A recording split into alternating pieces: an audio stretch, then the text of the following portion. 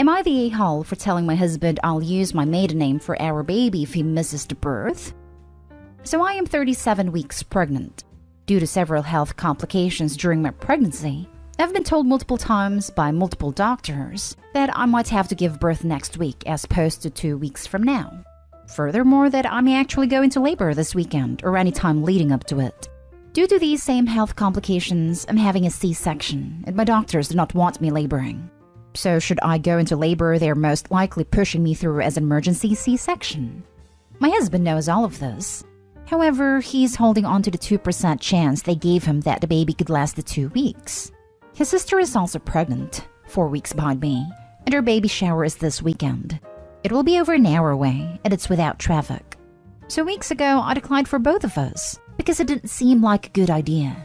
Well, despite having a long conversation, the shower 2 days away has come up again. It turned into a fight, as there are multiple reasons that should I go into labor, it's just a bad situation for him to be that far away. I would list them all but character limit. Husband wants to go and support his sister and see his family, and says I'm keeping him on a short lease for something that probably isn't going to happen. I told him maybe he's right and nothing happens, but said should he choose to go and choose to take that risk, that should I go into labor, he would most likely miss the birth or be extremely late.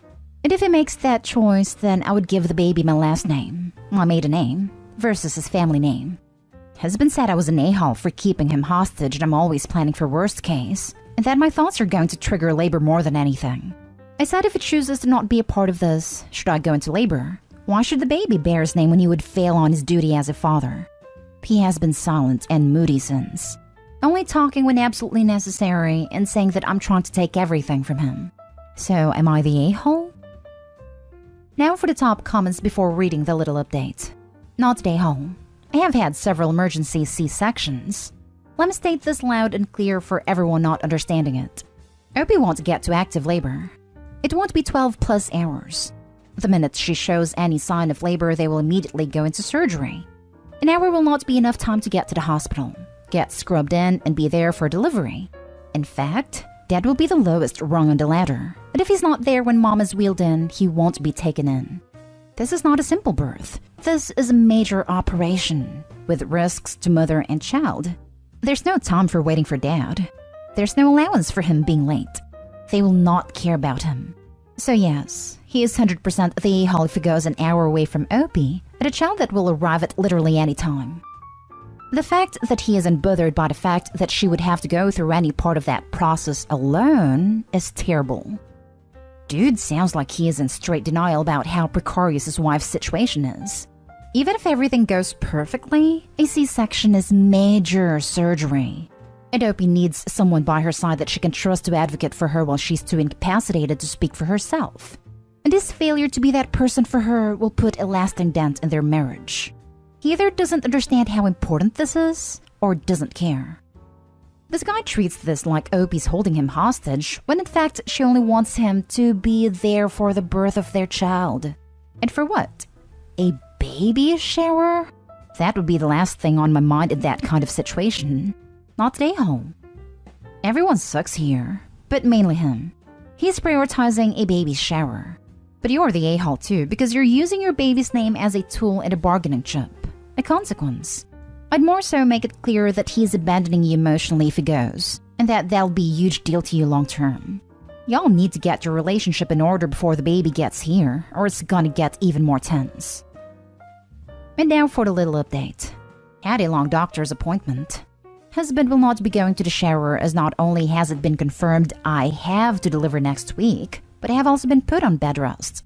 So that made a decision for him. He did apologize. We had to have a long conversation, and turns out his mother was pressuring a ton of this and guilt-tripping him, primarily about coming down to the shower to see his grandma, who is very old, and it's constantly a question as to how long she has. But we had a long conversation, to which it became clear we need to be low contact with mother-in-law for the time being. She has been starting other drama lately, and this was my breaking point. Next story. Am I the a-hole for telling my sister-in-law she doesn't get to ask for favors after invalidating my pain? When I was pregnant with my son, I was in a lot of pain. I went to different doctors through the course, but didn't receive a final diagnosis until after I had given birth, and I switched to a new OB. The pain made it hard for me to walk, and I was vomiting due to the pain on a regular basis. I also had a limp. My brother's wife's sister-in-law was very unsympathetic. More than once, she told me millions of women are pregnant at any given time, and I needed to learn to get on with it. That it was nowhere near as bad as I was saying. You just push through. The last time she said this, I was 7.5 months pregnant, and had just puked in my parents' bathroom and had to get my husband to help me down the stairs because I was crying with pain. It's been almost 2 years now, and I have never been the same with sister-in-law. I told her what she did hurt, but she ignored me and acted like things were fine. Fast forward, and she found herself needing help reworking her resume, and asked me for help because my career was in helping people with resumes and getting back into the job market after an absence. When she asked, I was shocked and pretty damn mad she would come to me that way. I told her she doesn't get to ask for favors after how she treated me when I was pregnant. She was pissed I would deny her help and thinks I'm petty. Am I the a-hole? Not the a-hole. You don't have to give out help just because someone asks. Millions of people rework their resume. It's nowhere near as bad as she was saying. She can't just push through. Not the a-hole. And that's not petty either. When someone asks for help, you're allowed to say yes or no. Especially considering your relationship leading up to this, it should have been no surprise to her that you'd not be inclined to help. I wouldn't doubt your decision for a second. Not the a-hole. Just because you were pregnant and lots of pregnant people deal with health issues doesn't give her any reason to be that vile towards you. Not every pregnant person will experience pregnancy the same either. I would tell her lots of people need to rework their resume, so learn to get on with it. Next story. Am I the a-hole for changing my mind and telling my sister they can't stay with me after some jokes she made? To give some background, my sister cannot have kids. She has wanted a kid for a few years, but doesn't want one that doesn't share the same DNA as her. Her words. She asked me if I'd be willing to have a baby and give it to her, and I said no. So, my sister and her husband moved into my parents' house as their house needs working on, and she said it would take 4 to 6 months before they could move back. My mom wanted to have a family dinner yesterday and had all of my siblings and I over. Before dinner, my sister asked if they could instead move in with us because it's closer to brother-in-law's job than my parents' home is, and she didn't want to live with my parents. I asked my boyfriend if it was okay, and we agreed to let them stay with us instead. That was until she started making jokes during dinner that I seen as red flags. They were along the lines of, "You better hope I don't hide your birth control and you end up getting preggo." I kind of awkward laughed, and then she said, "Maybe I'll poke a hole or two in your rubbers." By then I stopped laughing and started to feel off vibes. I tried to steer the conversation onto something else, but she kept making the jokes. I didn't even last till the end of dinner, and told her I changed my mind about them living with us because I didn't like her jokes. They all said I'm overreacting, but my boyfriend backed me up and said it wasn't funny. We left, and since then my siblings and parents have been calling me a drama queen, and said I blew it all out of proportion and I'm making it seem like my sister is a bad person. Am I the a-hole? Not the a-hole. They weren't jokes, they were threats. She threatened to sabotage your birth control in order to force you into an unwanted/unplanned pregnancy, which would leave you with 2 choices that you shouldn't be forced to make because it would be a pregnancy that you had no hand in making true. She wants to force you into a pregnancy so she could somehow get the baby from you. I could see her calling CPS on you for the smallest things in order to force them to take the child away and place it with her. She showed you her true colors. Believe her. Do not let her near your house. And keep an extremely close eyes on your rubbers. Birth control pill/patch/shot, whatever you use that isn't an IUD basically. And never leave her alone if she has access. They were not jokes. No one makes jokes like that unless they have a mental disability in which they truly do not understand the impact this can have. Meaning they hear people say it, or it's on TV, etc. Like they truly cannot understand the issue with us. Or they have a hidden agenda. She has a hidden agenda. She will do this if you let her near your house. Please don't let her move in. This post made me increasingly grateful I had an IUD put in. Not stay home. Not stay home. She asked me if I'd be willing to have a baby and give it to her, and I said no. After the above, I would say that your sister is of questionable mental stability, and you cannot disregard her jokes. It would be best to stay away from her. P.S. Are you twins? If you were, that would really spice up the story. No, we're 5 years apart. I'm 21, she's 26. Not stay home. Not only are her jokes not funny, but highly inappropriate. I'm also trying to understand. So because he said no to carrying a baby for her, she was hoping you would get pregnant. And just what, give it to her? Okay, we've had this discussion before when I was 18 or 19. She asked if I ever accidentally gotten pregnant. Instead of terminating or putting the baby up for adoption, I should give it to her. At that time, I didn't even know how to reply. And my boyfriend, same one as now, told her would step up and be parents if it came to that, not give our baby away. She didn't like that response. Next story is titled, Am I the a-hole for lying about a pregnancy? So this happened a while ago, but it's still an ongoing tension in our family. I got a positive pregnancy test at 3.5 weeks, before I missed my period. My significant other and I decided we wouldn't tell anyone until we were much farther along. I had sent a photo of our house to a family member as we just got into our new place, and they managed to zoom into my counter and see my prenatals. It asked me straight up if I was pregnant over text. I was about 5 weeks then, but I still hadn't even had a doctor confirm. I said not yet, and that I was taking them because of our birth control method, which isn't super accurate, and if a baby were to occur, I'd want it to have the nutrients it needs. All of that was true. I'd been taking prenatals for almost a year because of that, and that is why I had prenatals in the first place. It was only the last week and a half or so that I'd been taking them for a specific pregnancy.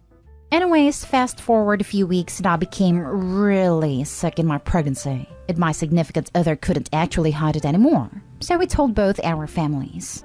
While we were telling them, I apologized to the family member and said that we'd want to wait to confirm our pregnancy and get farther along before we told anyone. They seemed fine then, but then stopped all communication with me and talked badly about me behind my back to other family members. A few months later, they texted me saying they hated me over this, and again I apologized. I explained myself and how it wasn't personal at all, but rather what we decided as a couple to keep to ourselves and should put me on the spot. This has now gone on over a year.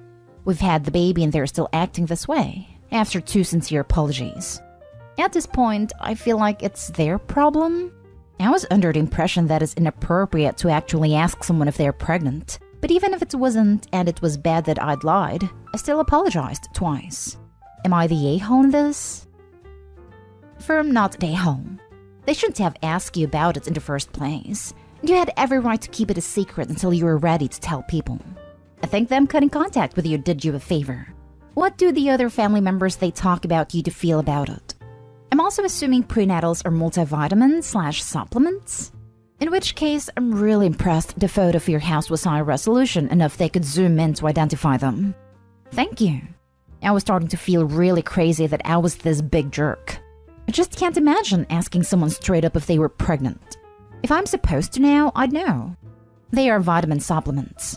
I looked at the photos several times, and there's no way they would have noticed without specifically zooming in to check them out. Also, the rest of the family agrees with her. They all think I'm the a-hole. My significant other is on my side though and thinks it's pretty bogus that even after I apologized, which didn't think I needed to do in the first place, they're still acting like that. Kick her toxic butt to the curb. You weren't required to tell people you're expecting till you were ready to. You've apologized and told her it isn't personal.